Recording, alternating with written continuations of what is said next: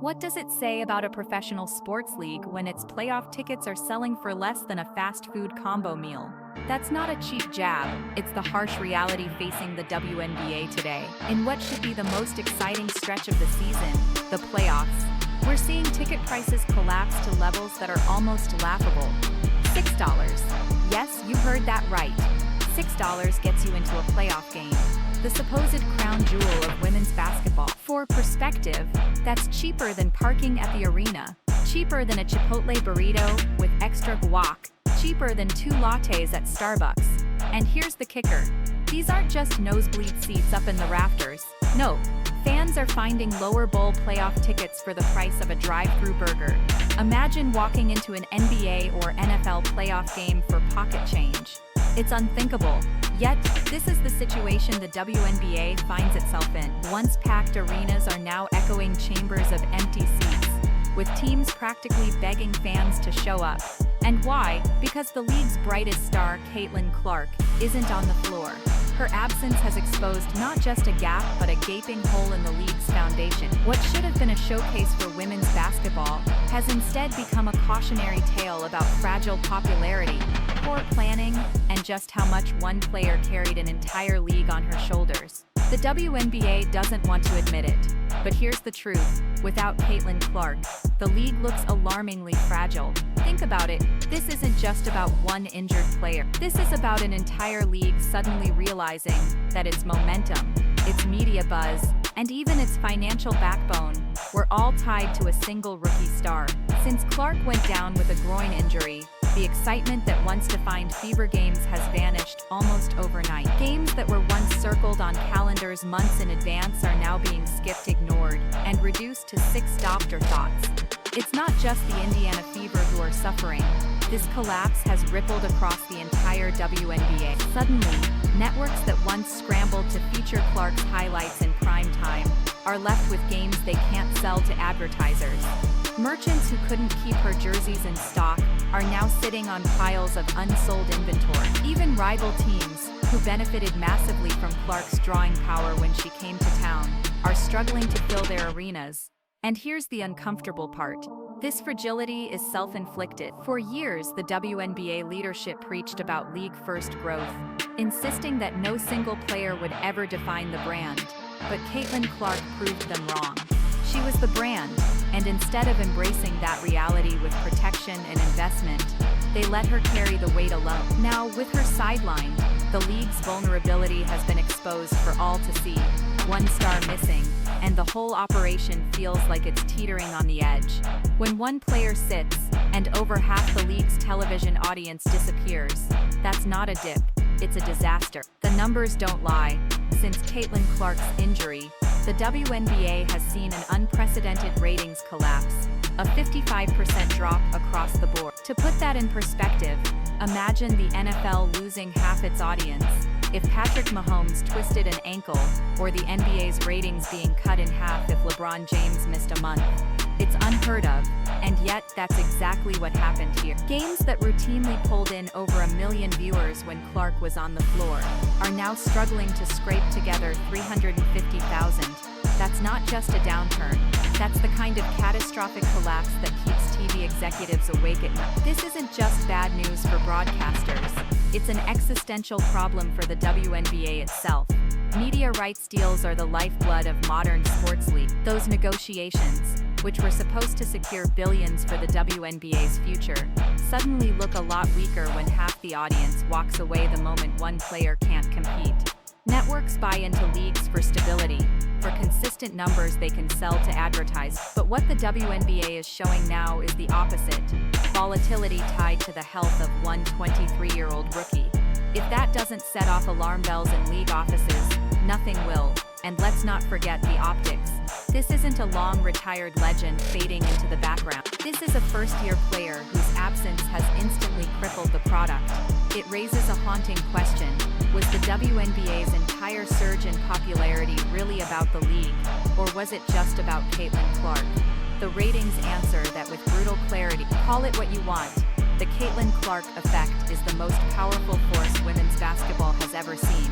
Before her injury, Clark wasn't just filling arenas, She was redefining them. Fever home games became spectacles, drawing crowds of 17,000 or more, numbers that not only shattered WNBA records, but often surpassed NBA teams in the very same city. Fans didn't just show up. They flew across states, camped outside arenas, and paid resale prices north of $1,000 just to say they were in the building. Courtside, forget it. $4,000 to $5,000 a seat wasn't that's not fandom, that's mania, and it turned every Fever game into a cultural event. Her impact was so overwhelming that rival franchises literally reshaped their seasons around her. The Washington Mystics abandoned their 4,200-seat arena for a 14,000-seat NBA venue just to accommodate the Clark frenzy. The Chicago Sky followed suit, moving to the United Center and packing 20,000-plus fans into the house for her arrival. Think about that. Teams across the league doubled or tripled their attendance, not because of a championship chase, not because of a rivalry, but because one player was in town. That doesn't just speak to her star power, it exposes the vacuum the WNBA has struggled to fill for decades. And here's what makes it more striking. Clark didn't need years of building a legacy to achieve this. She did it in her rookie season. No WNBA player before her has ever generated this kind of cultural pull, not even Diana Taurasi or Sue Bird at their peak. Clark's effect was instant, undeniable, and transformative, yet the league treated her like just another cog in the system, rather than the generational superstar she is. The result? The moment she went down, that entire system collapsed like a house of cards. The difference in ticket prices with and without Caitlin Clark isn't just dramatic, it's humiliating. Last season, when Clark led the Fever into the playoffs, the cheapest ticket you could find to see Indiana face the Connecticut Sun was $130. On resale, prices soared into the thousands, with die-hard fans willingly shelling out fortunes just to be in the building. Courtside seats, $4 to $5 grand, for a WNBA playoff game. That was unprecedented, unheard of, and proof that Clark had elevated demand to heights the league had only dreamed about. Fast forward to this postseason, with Clark sidelined by injury, and the story couldn't be more different. We're not talking about $133, we're talking about playoff entry for $6. Let that sink in. $6 for a ticket to what should be the most important, most competitive stretch of the WNBA season. Courtside seats, once the exclusive domain of celebrities and executives, are going. That's less than what some parents pay for their kids to play in an AAU tournament. The contrast is so stark it borders on comical. This isn't just about economics, it's about optics. What message does it send when your regular season games with one star are more valuable than your playoffs without her? It tells fans, it tells sponsors, and it tells networks exactly where the league's value lies in Caitlin Clark, and Caitlin Clark alone. The market has spoken in the language of dollars and empty seats, and it's shouting louder than any PR campaign could ever hoped. The WNBA didn't just lose a player when Clark went down. They lost their ticketing goldmine, their attendance boom, and their credibility as a product fans are willing to pay for. September 4th wasn't just the day Caitlin Clark was ruled out, it was the day the WNBA's momentum was shattered. Her groin injury wasn't just a setback for the Indiana Fever, it was a seismic event that flipped the entire basketball ecosystem upside down. The Fever were making their first playoff appearance since 2016, a moment that should have been celebrated as the rebirth of the franchise. With Clark leading the charge, it could have been a crowning achievement, the type of story the league desperately needed. Instead, it became a painful reminder of just how much everything hinged on one player. The atmosphere that night told the story better than any statistic.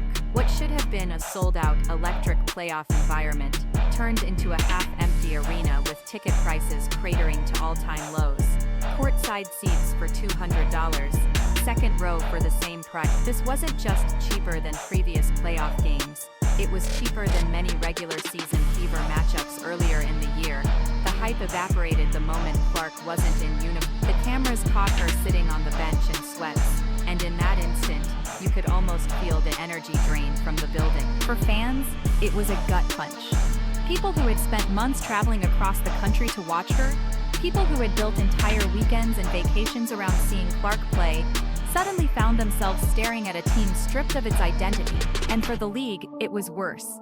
A humiliating showcase that revealed the WNBA's house of cards.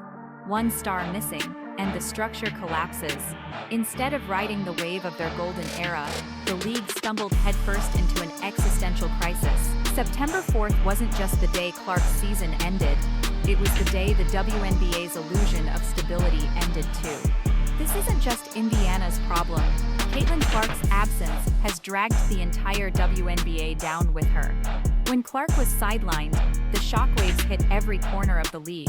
It wasn't just about the Fever's attendance dropping, it was merchandise sales slowing to a crawl. It was the All-Star Game, once hyped as the centerpiece of the summer, losing 36% of its viewership without her on the court. It was media outlets that had been covering Clark daily suddenly pulling back, leaving other stars without the same spotlight. And most importantly, it was television executives watching half their audience vanish, advertisers reconsidering commitments, and corporate sponsors suddenly unsure about just how valuable the WNBA product really is. Clark was the engine behind the league's economic boom. She drove ratings that broke cable records. She pushed opponents to relocate games into NBA arenas. She spiked jersey sales to unprecedented levels. Without her, the WNBA's supposed golden year has been exposed as a hollow illusion, propped up almost entirely by one player. Imagine if the NFL's entire marketing, sponsorship, and TV success was tethered to one quarterback, or if Major League Baseball only thrived when one rookie stepped on the field. That's the terrifying reality facing women's basketball right now. And what's worse, fans know it. The six-dice playoff seats, the half-empty gyms, the eerie silence online. These aren't isolated incidents. They're a league-wide indictment, a loud statement from the marketplace. Without Clark, we're not interested. No matter how much the WNBA insists it has other stars worth watching, the numbers don't lie. The cold truth is that Caitlin Clark wasn't just a draw. She was the draw, and her absence has exposed just how little depth the league really has in terms of mainstream appeal. The WNBA didn't just fail to protect Caitlin Clark, they may have destroyed their own future by neglecting her. From the very beginning of her rookie season, Clark was treated differently. She was battered, shoved, targeted, often with little more than a whistle or shrug from officials. What other league in the world lets its most marketable star get physically bullied with impunity? The NBA would never allow LeBron James or Stephen Curry to be hacked every possession without sending a message to opponents. The NFL protects its quarterbacks as if they're national treasure. But in the WNBA, Clark was tossed into a lion's den and left to fend for herself. And the league knew the stakes. They knew she wasn't just another rookie. She was the cash cow, the ratings magnet, the single biggest reason why arenas were filling up and networks were finally writing big checks. Yet, instead of making her safety and longevity a priority, the WNBA ignored the obvious. They allowed Welcome to the League cheap shots to become a nightly storyline, feeding the idea that Clark had to earn respect by surviving physical punishment. What kind of business model sacrifices its crown jewel at the altar of toughness? Her injury was no accident. It was the predictable result of months of unchecked aggression. Every shove, every blindside hit, every flagrant that went uncalled built up to that September 4th breaking point. And now, the consequences are on full display. Half-empty arenas, plummeting ticket prices, vanishing TV audiences, and a league scrambling to explain how its brightest star was allowed to be sidelined at the exact moment she was needed most. This wasn't bad luck.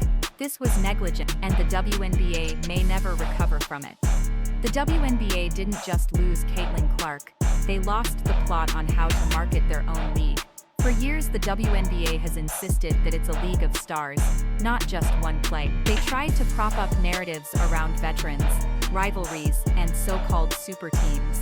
But the brutal truth is this: none of those stories resonated beyond the die-hard fan base. Clark, on the other hand, broke through instantly. She was the rare athlete who transcended basketball, pulling in casual fans, kids, parents, and even those who had never once watched a WNBA game before.